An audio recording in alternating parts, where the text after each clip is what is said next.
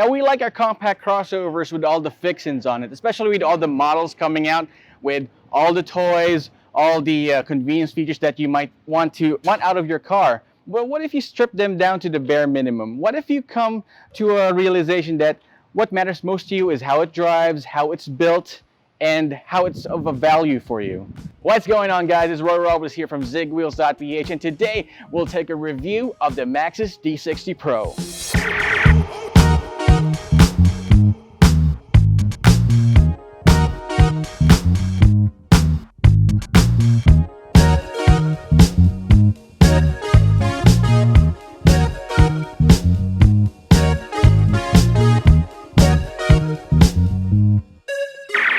Now, when the Maxus D60 was first conceptualized, they actually called the look the tarantula concept. Now, as a guy having arachnophobia, I was taken aback. I didn't know what to think about how it looks, but once I saw it in the metal, I absolutely loved it. Now, with the D60 Pro, the front grille is definitely different from the top of the line model. While the top of the line model had this, well, they call it the cobweb grille design, they have a more traditional front grille. It's pretty massive, and some people don't like it, but I personally actually love it. What I'd like to show you are these front DRLs. You might think that these are actual headlamps. They're not. They're actually the DRLs over here, and the actual headlamps are found right down here. There are a lot of more designs coming out that show this type of implementation, and the Maxus D60 implements it on their cars really well. Now, if you're looking for LED headlamps, you won't find it here. You probably find it on the Elite model, but the Pro model has halogens. They're pretty well, pretty nice, and if you can actually manually adjust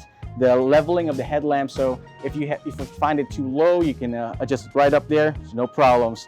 You got this huge silver chrome strip down at the bottom, adds more character and more flavor. Overall, the front look is pretty amazing. My only gripe with the front part would have to be this odd trim on the hood. Now, the side of the Maxus D60 Pro is definitely nothing to write home about. I mean, you've got your regular large doors, your 17-inch mags that are too small for the body, I think. Now, what's interesting to note is that unlike most compact SUVs in the market right now, it does not have that blacked out D-pillar. Now, it keeps this huge one right here. Now, if you look at the roof rails, you got that brushed aluminum look. Now, with the Maxus D60 Elite, the top-of-the-line model, this brushed aluminum look would be following through this bottom section of the window here, but thankfully, in my book, it doesn't. Now, it definitely gives it a great look here. You've got your black plastic cladding, and that's it. That's pretty much everything about the side profile of the Maxus D60 Pro. Now, the show definitely continues at the back. If you notice that the Maxus logo right here, if you call this minimalist, I definitely call it maximalist. I mean, look at this. Proudly shows you that this is a Maxus. Now, it's got this weird piano black trim at the bottom here. Of course, your blacked out bottom part. Now, if you notice the dual exhaust ports, I mean, this thing definitely has dual exhaust, but Maxus didn't care to just put holes in the back. Instead, they gave you this blacked out trim that looks like dual port exhaust. One of the most interesting parts of the back has to be how you open this. It actually spent me like 30 minutes to figure out how to open this back hatch, only for me to find you got this indicator here. It looks like a hand pointing to where you should push, and once you do, there you go. You can open up the back hatch. Now, the real star of the show has got to be this full LED tail bar. I mean, look at it. There you go. If you look at it up close, it gives you this crystalline-like design inside of it. It shows Maxus's attention to detail, and the rear section of the Maxus D60 Pro is definitely a pro in my book. All right, so inside the Maxus D60 Pro, you'd find a surprisingly luxurious and sporty interior. Now, this is something that you wouldn't be expecting from an entry-level variant, but it's definitely got it. One of the most stunning features would have to be this floating center console. Under that center console, you'll find some compartments for your stuff, for you to place your, probably your phone. You can just stow your phone away right there safely and just, you know, keep it away for while you're driving. Oh, you got this 8-inch touchscreen right here that's definitely quite responsive, and I gotta say, it's definitely one of the more responsive touchscreens that I've ever had. Now, if you look at this AC controls, you'd probably think that they'd be automatic by the way they're designed, but no, they're just manual AC controls. Now, heading over to the steering wheel, it's a flat bottom steering wheel. It's awfully chunky and it's good to hold in the hand, and it's adjustable for rake only, not reach, so that's a bummer. But at least you do have your adjustable seats, or manual adjustable seats, so you can get to find your right driving position, as you may see. It's got an interesting gauge cluster here as well. It's got these opposite needles right here for your RPMs and for your speed, and in the middle got a huge display that gives you all the information that you need for your drive. Heading back to the steering wheel has this Maxus logo right here. Definitely does not want you to forget that you are driving a Maxus. It also has all these controls for your media and for your cruise control settings. It's definitely chunky enough to give you more confidence as you drive. Now, the overall build quality of the interior is something that's commendable for Maxus. Maxus, although it is a Chinese brand, you definitely don't feel that inside the interior. For example, the dashboard is not just soft touch, it's padded in a way that it seems like there's some sort of rubberized material on top of the dashboard. The side panels are also padded here. You got your stitching. And of course, you'd be expecting leather seats, but of course, like I said, this is the entry-level variant, but it's aggressively bolstered in a way that it definitely hugs you as you drive. Heading over to the shifter panel, we'll be discussing this more at length as we drive. Of course, the shifter panel is ergonomically located where it's supposed to be. It's not way up here, it's not down there. It's in this neutral driving position here. You got your traction control button right there, electronic parking brake, and automatic brake hold. Now, a few quirks about the Maxus D60 Pro. Usually with these types of cars, I'd be expecting an electronic start-stop button. Now, I was actually looking for it as some sort of habit whenever I'm reviewing these types of cars, but I can't find it. I wasn't able to find it. Ah, yes. So at the back, the Maxus D60 Pro, you definitely have a lot of space to go with. Now, again, the front seats are adjusted to my natural driving position, but still I have this really enormous leg room. Look at that. Even if I lounge back like this, I still have knee room to spare, and of course my legs are definitely comfortable, and I'm able to lounge around like this. What helps is that really flat floor.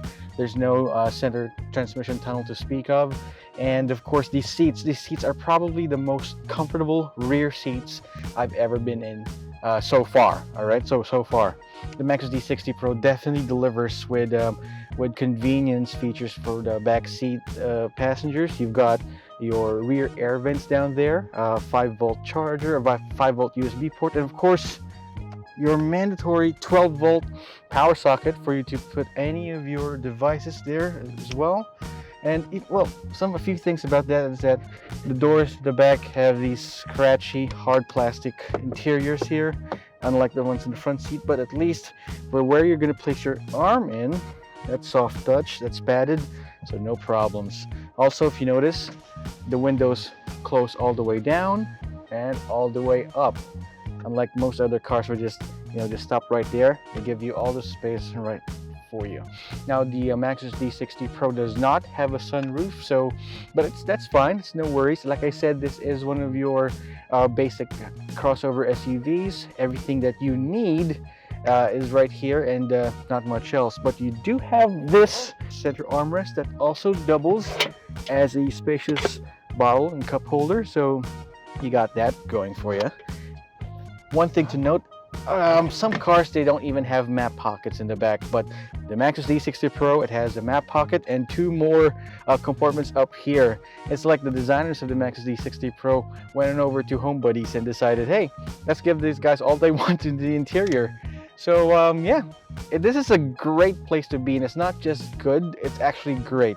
And I would not mind being at the back seat right here for those extra long trips. Fun fact, the Maxus D60 Elite, the top of the line model, is actually a 7-seater compact crossover. But the Maxus D60 Pro, which this one is just a 5-seater. But the huge trade-off would be, they took out the 3rd row seats and gave you this enormous space. Again, let's open it through here. No more fooling me this time. And there you go. Let's take off this tonneau cover and look at all that space. It definitely has all the space that we need for all our gear and more. Even our knickknacks is right there. It's definitely one of the largest cargo spaces we've seen in a compact crossover so far. So when it comes to space, and especially cargo space, the Maxus D60 Pro is the one to beat. Alright, so we're off on the Maxus D60 Pro. Now the thing about the Maxus D60 Pro is that it has the same engine as the Maxus D60 Elite, which is the top of the line version of this car. It's got 167 horsepower and 250 newton meters of torque from a 1.5 liter turbocharged engine. Now these turbocharged engines are starting to become the norm when it comes to compact crossover SUVs sold in the Philippines. But inside, what makes this thing different is that, like I mentioned earlier, is that the build quality. You can definitely feel that when you drive this car. Let's go ahead and test the acceleration. I'm just going to put this on manual mode.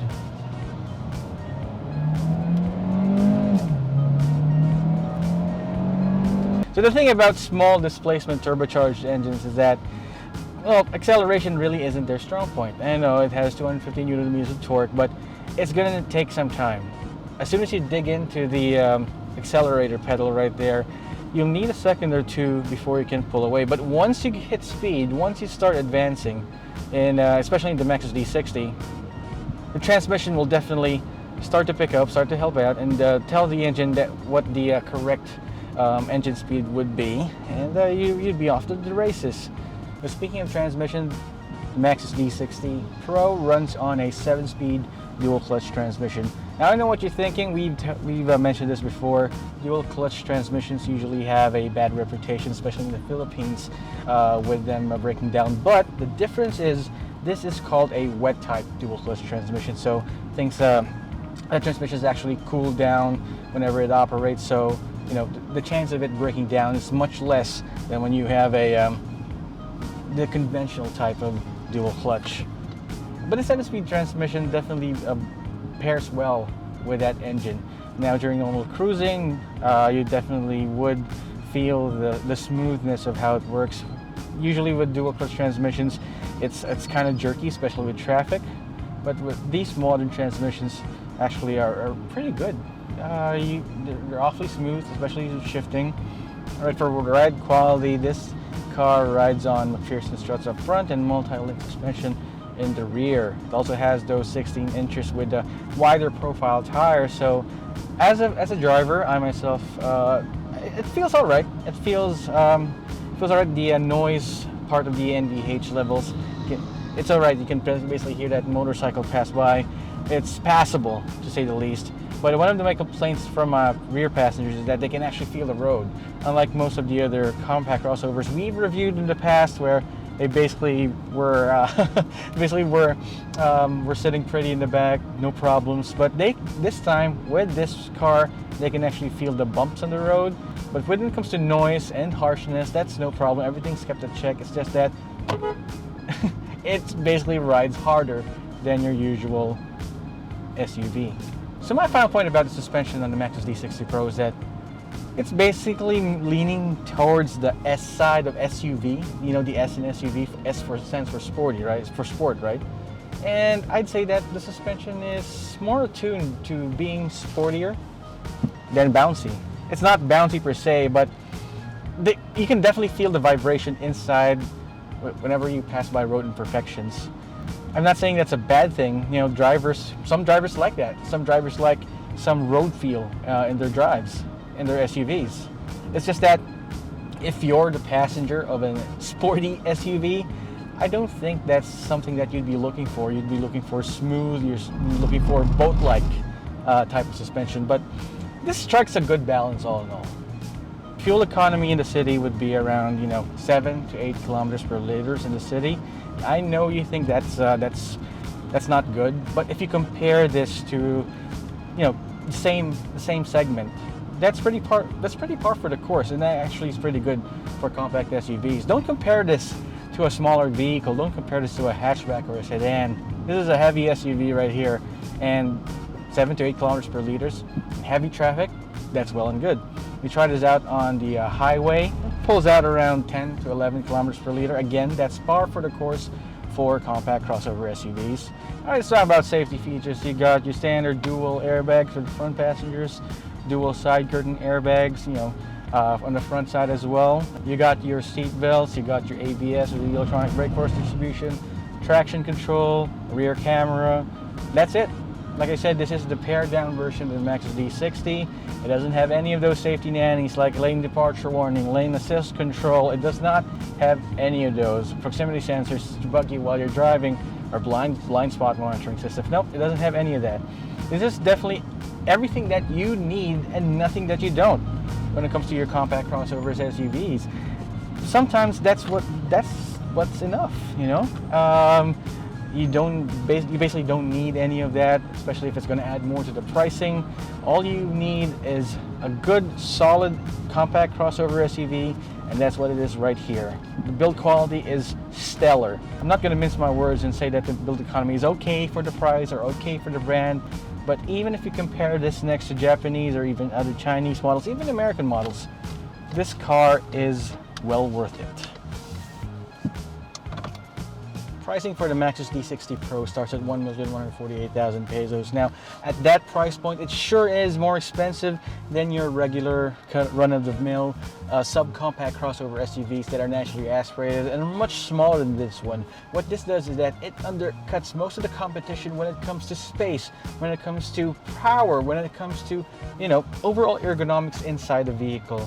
And I think for that price, it's definitely a steal. The Maxus D60 Pro might be your next best SUV. There you have it, folks. The Maxus D60 Pro tells us that even though it doesn't have all the toys that you want from a compact crossover SUV, such as a sunroof, such as all these safety nannies, it still shows you that it can be a great compact crossover SUV. What do you think? If you love this video, leave a like, and why not subscribe to our channel and hit that notification icon so you're alerted of all our videos upcoming. Once again, it's Roy Robles from Zigwheels.Ph, and I'll see you next time.